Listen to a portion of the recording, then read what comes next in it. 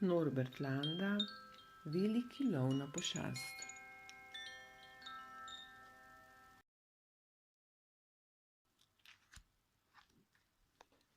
Nekega zgodnjega jutra je zbudil Raco smešen hrup. Slišalo se je kot pš, pš, in prihajalo je naravnost izpod njene postelje. Raca ni vedela, kaj je to, a bila je preveč prestrašena, da bi pogledala pod posteljo in ugotovila. Skočila je iz postelje in stekla po pomoč. Prašiček, je klicala Raca, nekaj pod mojo posteljo in oddaja čuden zvok. Sliši se takole. Pš, pš, grr. Pš, pš, grr, je vprašal prašiček. Ojoj, potrebujeva nekoga res močnega, da nama bo pomagal. Ne hodi nikamor, ostani natanko tam, kjer si. In prašiček je stekel poiskat medveda. Prašiček je povedal medvedu o zastrašujočem hrupu pod račjo posteljo. Tako se sliši. Pš, pš, grr, bang, bang. Poiskal sem tebe, medved, ker si močan. Medved je dvignil ogromen hlod. Res je, dovolj sem močan za skoraj vse, je rekel. Vendar mislim, da morava poiskati nekoga, ki je dovolj glasen, da bo pregnal to stvar. Tako sta stekla iskat volka, ki pa je bil tik pred začetkom zgodnjega jutranjega zavijanja. Medved mu je povedal strašno novico o zastrašujoči stvari pod račjo posteljo. Oglaša se pš, pš, grr, bang, bang, pam, pam, neprestano, je rekel medved. Mislila sva, da bi nama jo ti pomagal splašiti stran. O, ja, lahko, je ponosno rekel volk.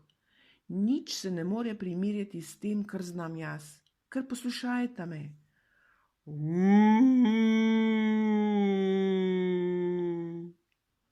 Ampak mogoče bi potrebovali tudi nekoga res pametnega. Torej so stekli poiskat sovo. Poslušaj, je rekel volk.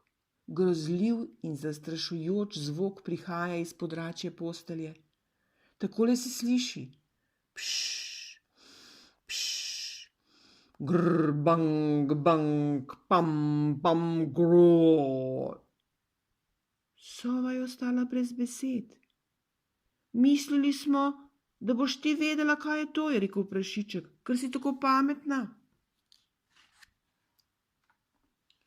Sova je rekla, pametna sem, ja, to sem, in lahko vam povem eno stvar.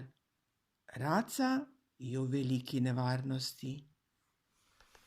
Pujsek, medved in volk so se stisnili. Si prepričana? So vprašali. Sem, je rekla sova. Si lahko predstavljate kaj prijaznega in ljubkega, kar bi delalo takšen hrup? To mora biti pošast, je zavpil pujsek. Ojoj, kaj naj storimo? Samo ena pot je, da jo preženemo, je odgovorila sova. Nastaviti in moramo past. Torej so živali zbrale vrvi, mreže in druge koristne reči. Potem so se vse štiri pogumno odpravile k racini hiši. Sova jih je vodila, saj je bil lov s pestmi vendar njena pametna zamisel. Za njo je hodil volk, ki je glasno zavijal. Za volkom je stopal medved s palico za boj s pošastjo. Zadnji je hodil prašiček s svojo odlično mrežo za lovljenje pošasti. Končno so prispeli do racine hiše in prislonili svoja ušesa na vrata. Vendar niso slišali nobenega pošastnega zvoka. niti vpitja, niti joka, niti klicev na pomoč. Mogoče smo prepozni, je zašepetal medved. O, ne, je v obupu zajokal prašiček. Raca, si tam? Je poklical volk. Potem so se počasi, škripajoč, odprla vrata. Bila je Raca. Tukaj ste, je rekla. Raca, v veliki nevarnosti si, je zašepetal medved. Pod tvojo posteljo je pošast, je zajokal prašiček. Raca se je skoraj onesvestila. Pošast, je zajavkala. Kako veste?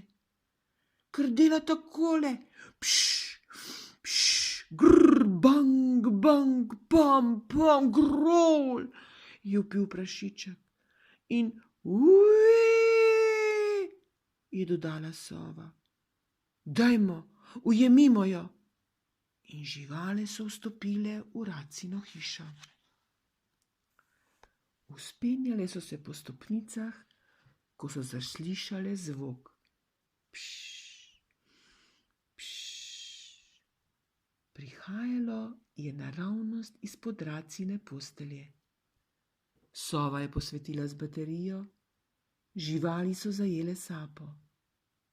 Niso mogle verjeti temu, kar so videle. Pš, pš. Pod Racino posteljo je bila drobna miš. Mehko je smrčala v svoji mali postelji. Pš, pš. Ali veste, kaj smo ravnokar storili? Se je nasmehnila sova. Vsi so se počutili precej neumno. Spogledali so se in se zahihitali. Iz miši smo ustvarili pošast.